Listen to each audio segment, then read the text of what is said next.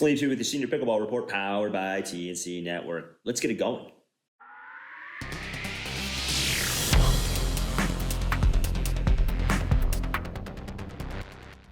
This week in our People of Pickleball episode, we speak with Chris Chu. Basically, he started something I think is going to be and can be revolutionary. He has a product that we're going to show you that really kind of works on your muscle memory for hitting drops and dinks, and you don't need a partner. Pretty cool. He is the owner and founder of BOSS Pickleball. But before we get to that, if you like this content, consider subscribing to the channel. All the links in the description below for tons of discounts. Check out our newsletter as well and subscribe to that. Let's get to that conversation with Chris.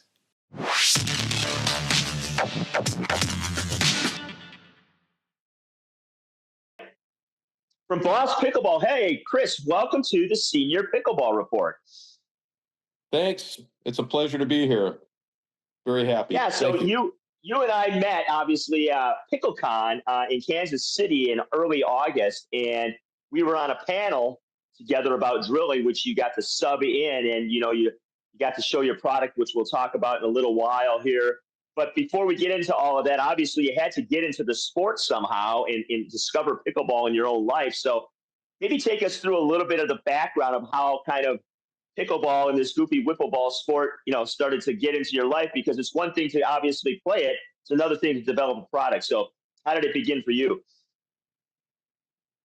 Well, I noticed some seniors hitting the ball around my local gym, and it looked like a lot of fun. So I just, went out there, and I got tagged by a bunch of, ladies. Yeah. And I go, this is intriguing. And then they out-dinked me. I couldn't dink at all. So I'm going, I need to practice. And I've always been into practice, like ball sports. I've used tennis trainers and such, and actually developed other trainers in my in my garage. And I thought, I'm gonna just play around with the pickleball, and then kind of stumbled across this this idea of having a stretchy portion of the string and then a non-stretchy portion of the string. So we got on the product, we got a stretchy part, and then we got this clear 30-pound test that doesn't stretch, and it allows this ball to drop real naturally. That's how we got started. It's actually pretty cool. So we'll talk a little bit more about the details of how it works and stuff. But did you have, obviously you talked a little bit about tennis. So you've had a tennis or a racket sport background before you got into pickleball? Yeah, nothing major. I used to play in high school and played all the way after that. And I think a lot of these racket sports require a lot of repetition. At least for me, they do. Yeah, absolutely. And we were at PickleCon, and you were a sub on the drilling panel, and you were the only person there that had something to demo, which was really cool. And I saw it, and I saw you take it out of the bag. I'm like, oh, is this like some other things I've seen? But then once you started using it, and the ball would just do this natural flight and bounce and come back, I was like, oh, this is different. And then obviously I went to your booth afterwards, and you had one for dinking, and you have a drop trainer as well, which has a longer tether and a longer nylon on it, and you can practice your drops. So it took me a couple swings to get it. And I think that's just kind of the natural learning curve for some folks. They want to just whack it hard and it comes flying back. So talk about getting folks to use it and sort of some of the reactions that you've had, because I was walking around. This was near the end of PickleCon when I ran into you, but then all of a sudden I started to see them everywhere. Like people had them in their bags and people were doing things. So talk about, your engagement with people that are potential customers. Well, you bring up a great point. I mean, sometimes I forget that there is a learning curve associated with using a tethered training tool. I mean, you must succumb to the string. The cord is, there's some physics at play, and I forget that there is a learning curve, and it will take even a pro. I mean, believe it or not, it'll take even a pro a little while to get tuned in, where you're not where you're using an actual dink or drop shot and then guiding it back once it reached full extension. There is a cadence that needs to be kind of picked up before you'll be able to really benefit and extract all the good practice swings from this device. But once you get it, and it doesn't take extremely long, once you get it, you'll get many hours of good practice in. But it was a lot of fun at PickleCon. We had all of our neighbors hitting. Pickle that was right next door, they were hitting it too, and the whole block was doing it. It's very engaging. Yeah. It is a very engaging product. And like you said, you need a certain cadence, just like you do when you're dinking or you're dropping. You need some rhythm. And you kind of get into your rhythm of the game. And what I like about it is I can do it in a house, I can do it in a garage, I can do it in a driveway. You name it, you got enough space for the ball to kind of make its distance and then drop, and you're off and running. Can you do it in a yurt? I can, if I clear some of the crap I have in my yurt, because if I have a space, Chris, I fill it with shit. So I have to move stuff around a little bit to be off grid doing this. But yeah, it would fit. My yurt is 19 feet in diameter, so there's plenty of space if I start moving all the crap I have piled up in it. But great question. Do you think the fans would like to see you hitting in a yurt? Yeah, I think I'm going to have to do that. Probably do it for the demo portion of when I do a little review on the product itself as well. So I've been playing with it since I got back from PickleCon, and that's a couple of weeks now. And I've used it daily. I use both. Oh, great. And I love it. I love that I can do forehands. I love that I can do backhands. And I love that I can change, obviously, the distance if I want to have something that goes a little further and practice my drops. So when you developed it, like, what was the idea? Were you gonna, how did it come to fruition? Because there's a couple things here that have to happen. Obviously, you have the piece of elastic which has to go around the paddle. Then you have to determine the distance, obviously, of the piece that's the stretchy piece, and then obviously the nylon as well. So talk about the process, and then obviously attaching it to a ball. Geez, I can't even go over how many iterations we had of different lengths and everything else. I mean, we have a drive trainer that never went out to market because the string's so long, you spend a lot of time untangling yourself. So, I mean, this really lent itself to the shorter shot because of the problems that the cord would bring up. And so, yeah, I can't explain the amount of iterations and, I'm going to try shortening the cord, tried all sorts of different types of materials, and then just kind of thought, well, I wish it would drop.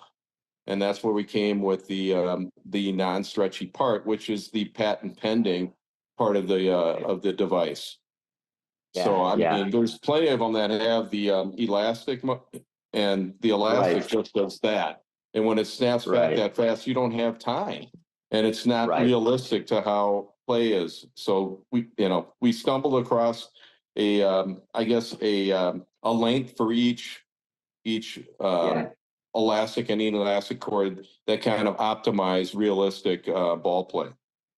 Okay, so from the moment of like, I think I'm going to try this, to the moment it hits market, how long are we talking here? I had, a year and a half. It's kind of crazy. It took that long. But if you look at my, my work box, I have a big container I keep all my fails in. It looks like your yurt. It's a mess. Sorry about that. I couldn't resist. No, it's actually very accurate. I just have a bunch of paddles laying around and stuff like that because I have to do reviews. But I mean, and people might look at this, because I brought it out to the courts I play on, and people are like, oh, this is pretty cool. Like, couldn't you just make one of these? I go, listen, it isn't as easy as you think. It looks like it's simple, and it looks like it's something you could just do. But then when you try to do something like this, I think you'll find out probably what Chris found out is, like, there are little tiny things that you don't consider. Like, how do you attach it to the ball? How do you attach it to the ball so it doesn't tangle? How do all these little things that you had to kind of trial and error from, that it looks like a very basic product, but at the end of the day, to get it to work the way it does, and it works fabulous, it takes a lot of, obviously, trial and error. It took a lot of trial and error, and yeah, you could make this, but it's $20, and Yeah, it's going right. to take a long time, you know. But Right. there's the nice thing about it, it's really simple. It is really Yeah. simple. Yeah. And so where can they find it out there? Can they, I mean, obviously I find it on your website. Can they find it in other places in retail? Well, they can go right to my site. Thanks for asking, which is bosspickle.com, BOSS, the word pickle. Um, that's probably the best spot because my site contains videos on how to use it, tips, Ah, drills, all that sort of thing. And actually we have a PPR certified senior pro 5.0 plus player. And he's also a he's also a coach as well. okay. And he goes over, he actually uses our device to train his advanced, intermediate, and his beginner students, and he uses it to warm up before his matches. And that's Rob Gray, and he does a number of good videos for us. So that's another good reason to go to the site. Of course, we're on Amazon. We're at Shields as well, and Oh, you're at Play It Again Shields. That's Sports. huge. Yeah, yeah. Wow. And Fantastic. we're adding new retailers every month. Yeah. Yeah. Yeah. So, I mean, you talked about coaches using it. Obviously, I talk to a ton of coaches on this channel because that's who I interview is people who play professionally, people who coach clinics, do camps. And I agree, from just using it, I would consider myself to be an intermediate player. I think it's a great thing for a beginner to use, and I could totally see this going all the way to advanced because it's just really kind of getting your groove, like your golf swing, finding that groove, finding that cadence, finding that rhythm. And if your partner's not there and they're putting their shoes on or something, and you're waiting around, it's a great way to start to get your blood flowing and get going and move around. And you can move with it too. That's what I like. You can go backhand to forehand, and you can move your feet. And um, it's as far as the training devices that I've just kind of gleaned over and got to use a little bit. This is by far the most useful thing I've used, and it's not Wow. even close actually, because um, it works. It works all the time, and like you said, once you get your cadence down, you can get a lot of benefit, and you can literally go as long as you want. Um, as long as you're, for me, it's all of a sudden my back starts to get tired after a while, but I can go as long as I want with it. So Yeah. Well, thanks. I couldn't have said all of that any better than what you just did. I'm an enthusiast. I'm also, someone that wants to have a practice device mimic as closely as possible what I'm going to need when I get out on the court. Now, obviously, if you can find a partner that will hit 500 shots back to you, that's better. Okay. yeah, But we don't yeah, always have that. And it's like you get no, out there on the court and, you start hitting a little bit here and then pretty soon it's like, oh, let's play. And you got maybe right, 10, 15 dropping, dink shots in, and then you're roped into playing, which is really super fun. yeah. So I think there's a spot for it. There's a niche for it in the game. Yeah, for sure, absolutely. You bring up a good point. It's not always easy to find someone that can consistently hit you those 500 dinks. They're hitting them No. in the nets, they're hitting them long, whatever they're doing. This comes back every time, depending on where you want to put it out there, the angle you're creating with it. It'll come back to a different spot if you want to move yourself around. And that's what I enjoy about it. I don't have to get somebody, coerce somebody to go out and hit a ton of dinks with me. And then, they may hit 500, but I'm not going to get 500. And this will actually give me the repetition, which I desperately need, like most of us probably do. Where do you see? I mean, like, obviously you've been to PickleCon.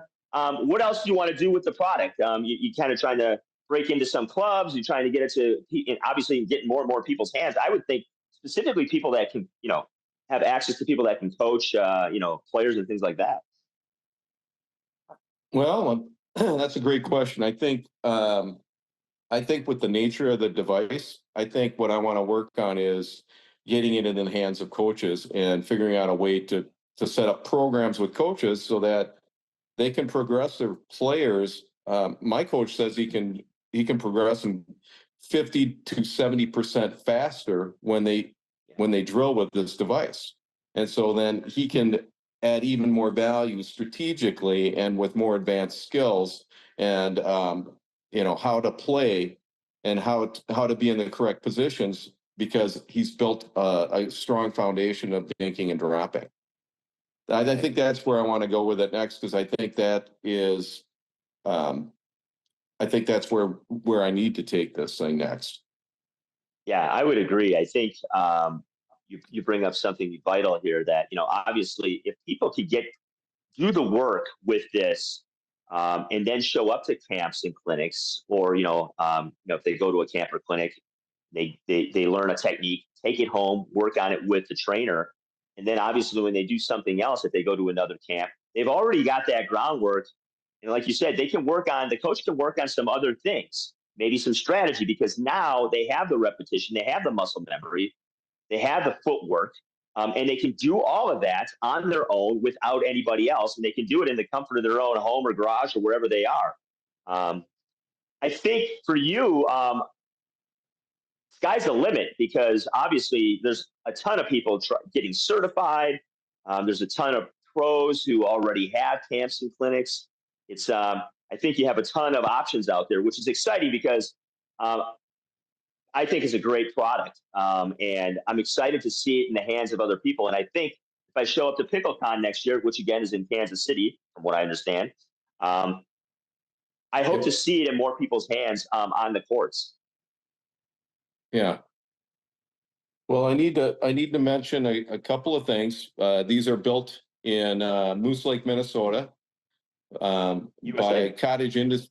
Yes, Moose Lake, by cottage industry people that work in the fishing lure industry. So they work at home, and a lot of that business has moved off to Asia.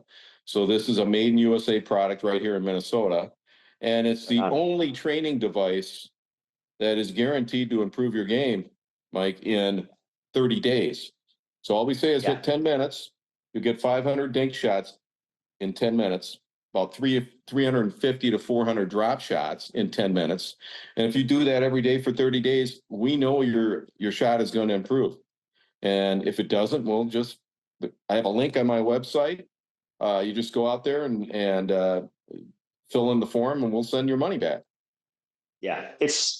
I can't see how you couldn't because like I said earlier, the consistency of the ball return is up to you, obviously. And again, getting in that rhythm, it seems like it's a can't miss if you just do it for, obviously, like you said, 10 minutes a day and getting all those reps day in and day out that you wouldn't normally get because you have to go somewhere, find a Right. net, set a net up in a lot of cases, find somebody to hit with, dependent on weather. To me, this is sort of a code breaker of really improving pretty fast in two vital areas, and that is dinking and dropping. So, in which most people at an amateur level actually have trouble with in getting to the next level. That seems to be one of the areas where people need to make that leap to improve. And it's hard to get, like you mentioned way earlier, if you play a couple, rec games and people are just blasting balls at you, and you get Yeah. 8 dinks in maybe 2 hours and a few drops. This way, obviously, you get comfortable with the drop. Therefore, you feel more comfortable with the drop doing it in a game and dinking in a game because now you've made a successful drop and you can move up and now you're in the dinking battle. And that's ultimately where we want to be. So I think that's pretty cool. Yeah, another spot on comment. You have to move. You have to dink to move up.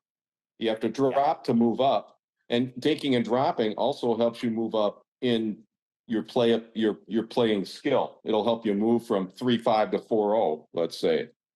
And Right. I think you're absolutely right. It's a essential skill set that I don't think most people don't get enough practice. I know I don't get enough practice.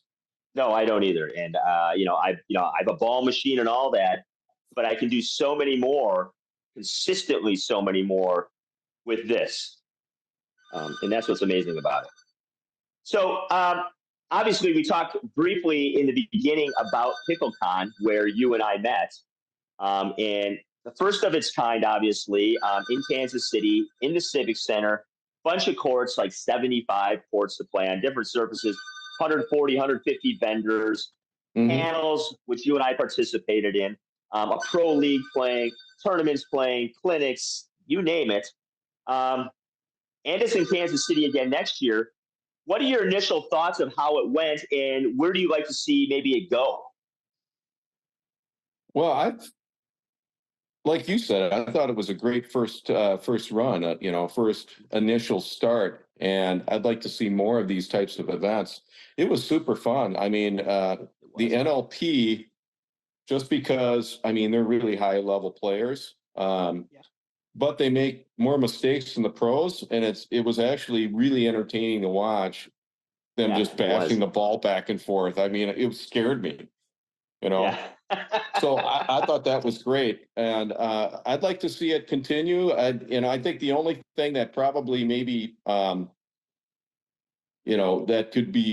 would be the best improvement would not be running a PPA event at the same exact time.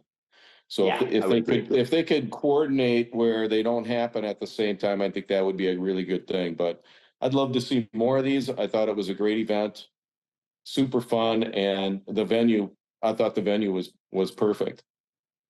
I do too. I think the only thing I would change, besides that's a very valid point, because you have a ton of people going to the PPA, and those people could potentially come to PickleCon, is I would have made, and I don't remember what the price was, but like walking in off the street, I would have made that a real small fee just to get people in the door, walking through, checking out things. Because I think if enough people, you walk through that place, there's enough vendors, enough things going on, whether they're buying lunch or buying, the dink trainer or something else, they're going to spend money, and they're getting access, and obviously they're getting exposed to what the pickleball culture is. So I think I would have made it pretty low fee just to come in off the street and walk through the civic center and kind of see what's going on for the general public. Yeah, Those are probably the two things I would have changed.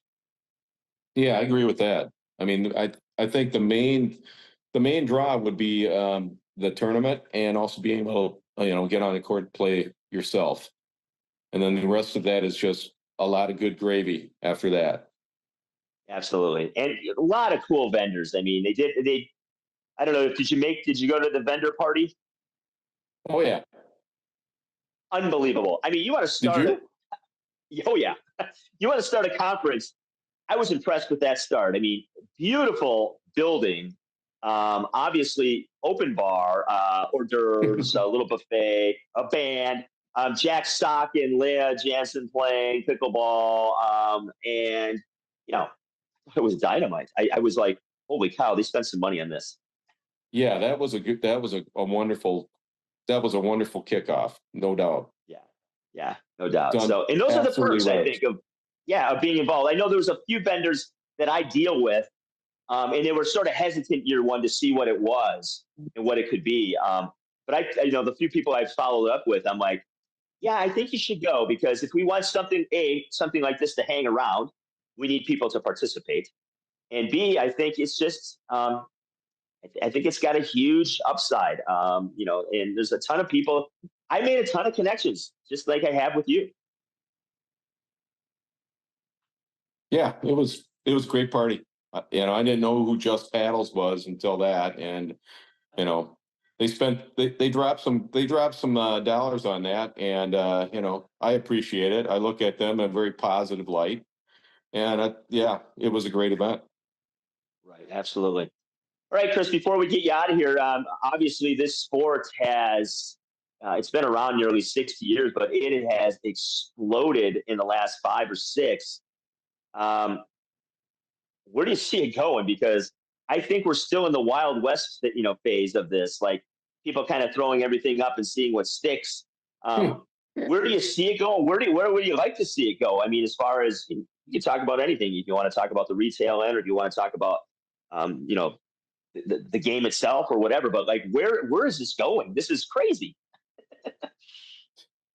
Well, I I think it's still in that heavy growth phase, wild west. I think at some point, um, the brand and paddle choices are going to kind of hit a saturation point if it hasn't come close to that top of that roller coaster ride. And I think there'll be some narrowing of choices there, which it feels like thousands of choices right now. Oh, it's I ridiculous. from the training perspective, I think this is in its infancy. I think as we go, people will say, "Hey, I want a training device," and actually start looking for that. And I think right now it's just kind of it's not as people aren't as aware that there are training devices out there. Right. Um, but what I'd like to see it is I'd like to see it. I've seen some trends. You talk about the word fad. I was involved with the rollerblade industry when that thing went Okay. super huge and then crashed in the mid to late 90s. Um, this doesn't feel the same because of the demographic spread and the skill set. I mean, the rollerblade, you had to be, you know, fairly coordinated and, Yeah, or you get hurt. not a lot of 80-year-olds rollerblading, but Right. here the sport has, it's kind of dropped in the age demographic and it's grabbing younger and younger folk. And I think that is just going to make it grow even more. And yeah, I guess what I'd like to see is just more awareness of pickleball culture, that it's inclusive, it's community oriented, it's friendly, it's inviting. I'd like Yeah. to see that growth. Yeah, I would agree. And I think you hit it right on the nose there. It is, I was a rollerblader and I love doing it, Yeah. but it's not nearly um, accessible as this game is. I have a group that I play in, and we have an 11-year-old and an 81-year-old, and they play together, they play against Yeah. each other, and you just don't see that in any really sort of other activities on a level like this. And I think another thing you touched upon, it's most people that I play with, I think they love the game, but they really love the communal part of it because they show up every week and we know how you doing. It's the small talk between games. It's me Yeah, showing totally. them the latest and greatest device out there for training and whatever it happens to be. And it's hard not to smile when you go out on the court because even if you're not playing, you're sitting around waiting for your game. You're gonna have a good time because the people that are drawn to this game just seem to get it on some level about that. This is it's a wiffle ball sport, so hey, we can take it serious. But at the end of the day, we want to hang out, have a good time, and not get hurt. Yeah, what other sports can you do with a family and have three generations out there, 100% engaged in what they're doing and having fun? Right. Absolutely. Absolutely. All right. Before we go, anybody you want to mention, thank, shout outs to before we let you go and get you out of here? Um, Thank you. Thank you Oh, for doing this and helping me get the word out. I yeah. really appreciate it, Mike. Yeah, absolutely. I love the product. When I first saw it, I was like, oh, this is interesting. And then I sat and listened to you on the panel. I was like, I like your attitude. You're sort of you're a little like me. We do the little self deprecation, and then you pull out. Then you pulled out something that's like you made, which is different than what I do. And I'm like, and then when I went and saw it, I brought my folks by and my sister and my wife, and they're all like, "This is really cool." And I'm like, "It is," and it's a cool guy doing cool things and having fun doing it. And I hope to see you around at other conferences and hopefully again at PickleCon next year. Thanks, Mike, and the same to you. You had me when you said I live in a yurt. I'm like, that's a cool dude. So Yeah, most people. I can't wait to see you playing pickleball in your yurt or practicing dinks in your yurt in your a Yeah, segment upcoming. for sure. It's actually maybe that'll be my viral video. Maybe.